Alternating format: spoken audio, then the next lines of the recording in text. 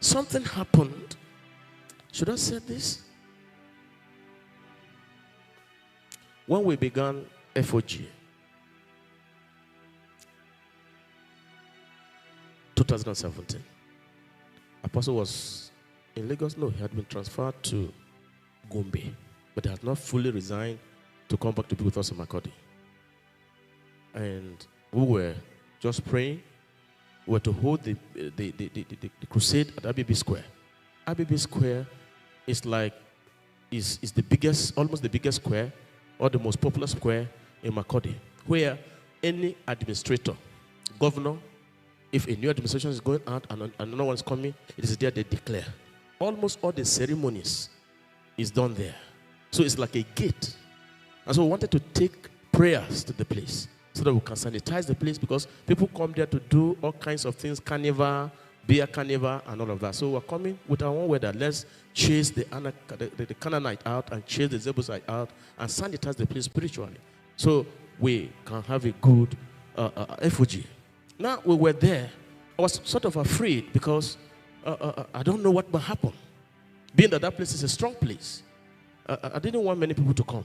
But as people love prayer, the turn-up was, we were able to come in a large number. And then we began to pray. The first night, as we began to pray, a mighty bird left the venue. The wing, one of the wings was longer than the screen. And one of the sisters saw it. The rest didn't see, but they felt it in their spirit. And I see how they were screaming while the bird was taken off. And so, in course of the crusade, I didn't want to, I was careful. I was also afraid. I was careful not to just come on the stage and say I'm leading prayer. And while the crusade was going on, one of the ministers came and whispered to me that Apostle said they should go and announce my name on the stage, that I should go and lead prayer. So I should prepare before he could finish saying that, they now announced my name, that I should come to the stage and lead prayer. So I know that I'm coming under his own authority. And I said, God help me. I grabbed the mic, and there was a massive utterance. After we finished the crusade, of course, we came back in the night around 12. We were praying 12 to 3 throughout the crusade. We met some brethren there. Some of our women were even sleeping at the square. And we met them and we prayed. After praying, I came back. As a bachelor at that time, I had to eat. I was hungry. I had rice. And so by the time I finished, it was around 4 to 5 a.m. And I slept between 4 to 7. I woke up. I had an encounter. I saw that I stepped out of the house and the heavens opened.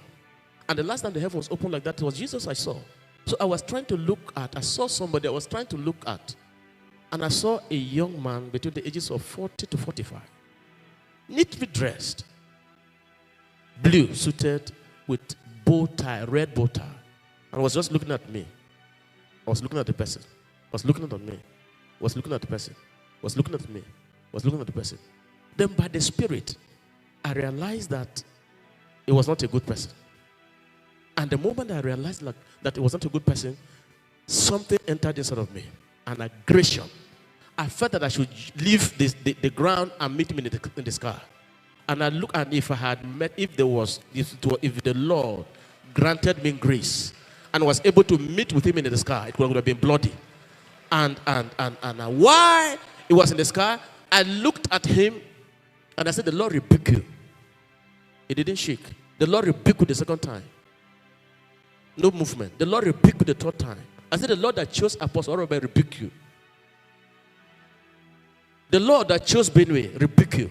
He didn't shake. Suddenly, certain women from my church, I saw them behind me. There were not many. There were just few behind me. And then all of us began to chorus.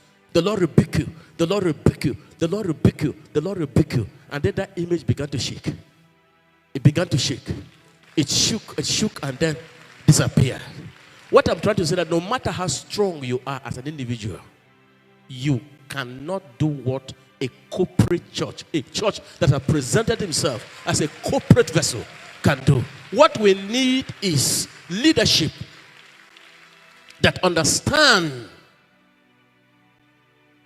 the civil engineer,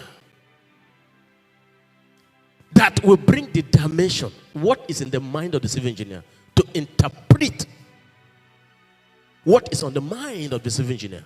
Once that is done, once it's being built according to specification, and that is what we need in Africa now.